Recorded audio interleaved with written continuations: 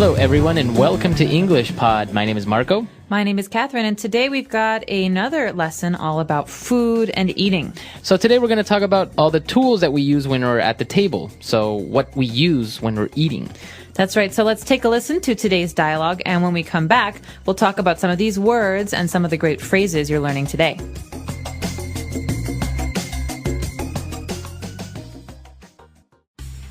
Honey, can you set the table? Sure. What are we having for dinner? Do I need to put anything out in particular? Well, make sure to put out the pepper and salt shakers. I don't know if your brother is coming tonight, so set an extra placemat just in case. Okay, should I use the fancy silverware? Yeah, go ahead. Forks, spoons, and knives. I roasted some meat, so be sure to put out some steak knives as well. I'll also set some cups and saucers for some coffee after dinner. Honey, have you seen our soup bowls? They're in the cupboard where you keep the gravy boat and serving dishes. Just be careful because the wine glasses are also the... Oops.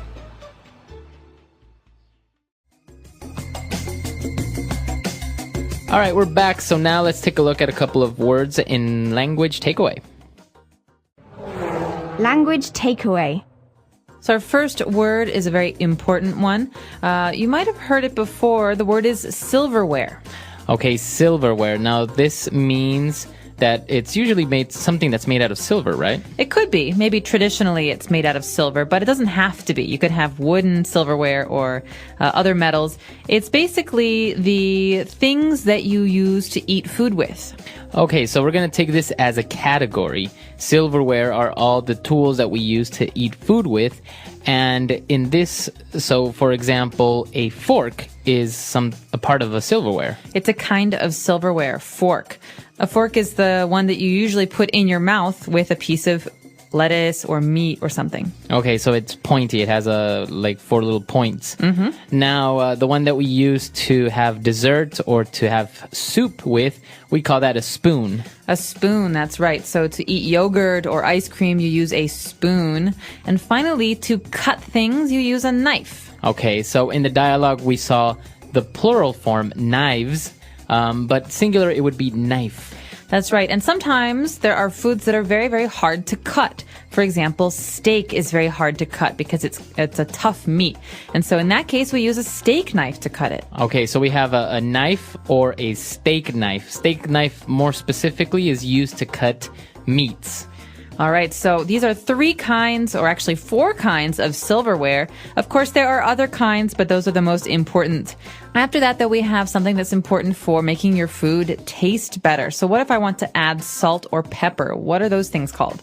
Those are called salt and pepper shakers. We saw them in the dialogue that we need to put out the pepper and salt shakers. So the little thing where you keep the salt is called a shaker.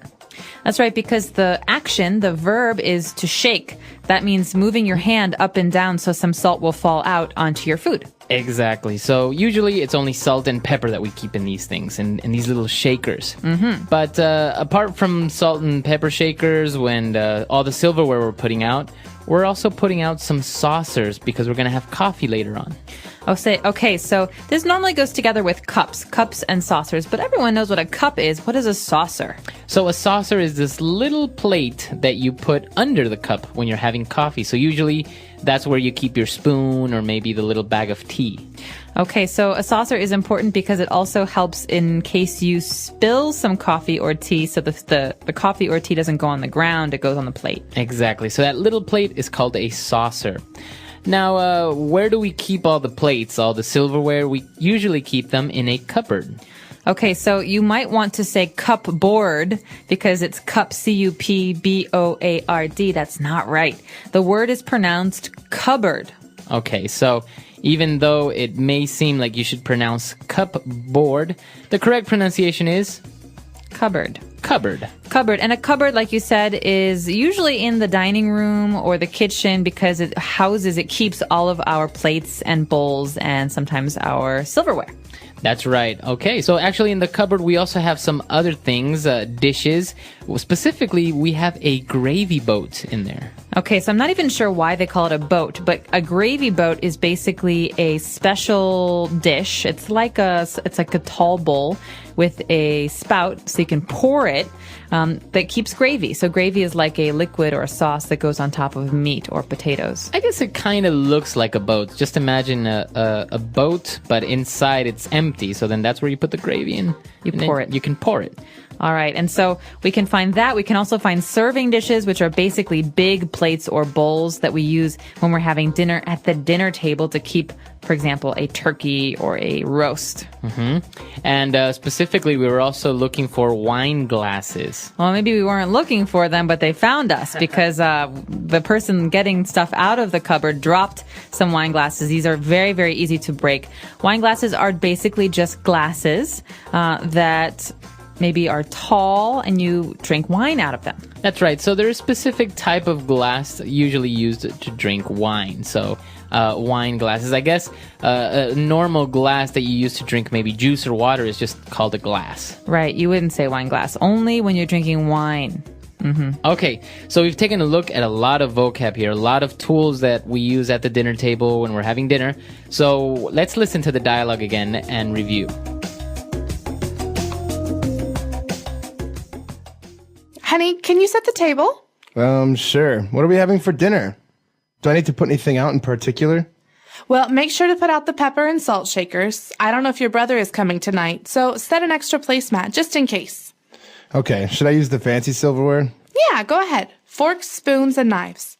I roasted some meat, so be sure to put out some steak knives as well. I'll also set some cups and saucers for some coffee after dinner.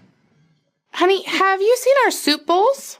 They're in the cupboard where you keep the gravy boat and serving dishes. Just be careful because the wine glasses are also the... Oops. All right, we're back. So now we have 4 key phrases that we've prepared for you on Fluency Builder. Fluency Builder. Okay, so this first phrase is very important, especially as a child. Your mother or father might ask you to do this. The phrase is to set the table. Okay, so that's a phrasal verb, to set the table. And what does it mean if you're asked to set the table? It means you will put down the plates and the silverware and the bowls so that everything is prepared for dinner. Okay, so this is actually what we were doing, and a complementary phrasal verb to this. When you're setting the table, as you said, you are putting down or putting out the different spoons, knives, dishes, all that stuff. Right. So the verbal phrase to put out means to place down or to make sure that you get something out on the table. In this case, my mother would usually ask me to put out extra glasses for water. Okay. Or don't forget to put out the wine glasses in case we're drinking wine. It just means to place down. Exactly. So just remember that it's we use it because all these things, they're inside the cupboard. Mm-hmm. So you have to take them out. So you have to put them out on the table. All right, and sometimes we may have a guest or we may need an extra chair or an extra seat because we're having company. And the person in the dialogue said to set an extra placemat just in case. Okay, so placemat is basically a piece of plastic or maybe fabric that you put in front of a person when they're at the table. So it's on the table and it's something that protects the table. So it's small, everyone has one, and the bowl and the silverware will go on top of that placemat. But it also indicates that that is where someone will sit. Mm-hmm. Okay, so to put out or to set out an extra placemat means to prepare an extra place for someone else who will be coming. So if you have a guest, for example, you'll set out an extra placemat for him or for her. Okay, so we can say set an extra placemat because by this we're referring that somebody is going to sit down at the table, or you can just simply say set an extra place for someone. That's right. Set an extra place. Your older brother is coming home from college tonight. Okay. So we can set an extra place for him at the table. And, well, in this case, we didn't know if the brother was really coming or not. So she said, just in case. This is a great phrase, one that you'll hear all the time. It means I'm not sure what the result will be or what the outcome will be, but in case something happens, or just in case we should do this. So, for example, Marco, I think it's going to rain today. You should bring an umbrella just in case. Okay, so this is a way of saying you're preventing something, you're prepared. Maybe if it does rain, you'll have an umbrella. Just in case, bring your umbrella. Okay, so a lot of great phrases there, a lot of vocab, so why don't we listen to the dialogue for the last time?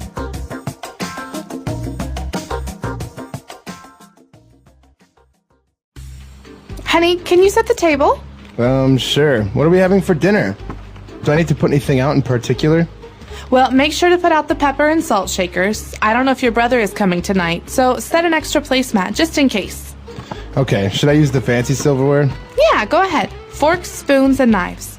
I roasted some meat, so be sure to put out some steak knives as well. I'll also set some cups and saucers for some coffee after dinner. Honey, have you seen our soup bowls? They're in the cupboard where you keep the gravy boat and serving dishes. Just be careful because the wine glasses are also the... Oops.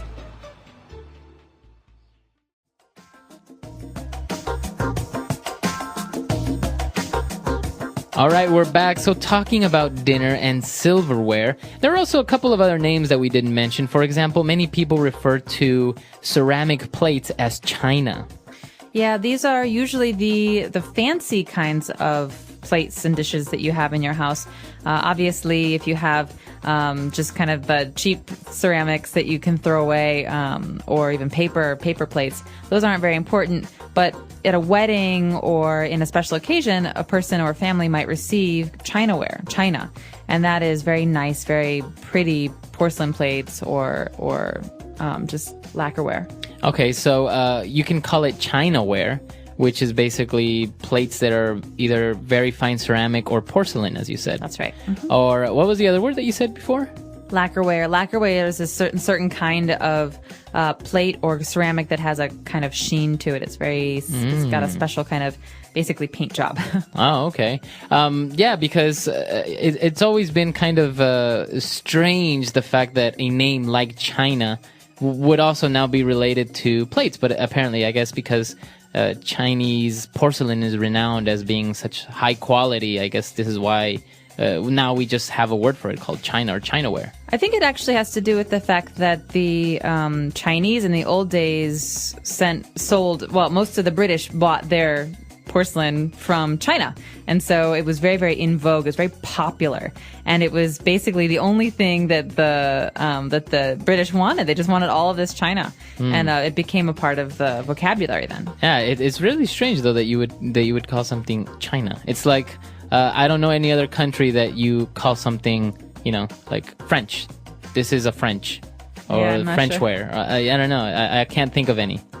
Limoges is the name of a city in France, and it's a certain kind of ceramics. Oh, there you go. All right, so an interesting topic. There are many other tools that we didn't mention, like salad fork and ice cream spoon. I don't know. There's so many. Sometimes if you go to a fancy dinner, you will have maybe 3 spoons, 3 knives, 3 forks, and you don't know what to do with it.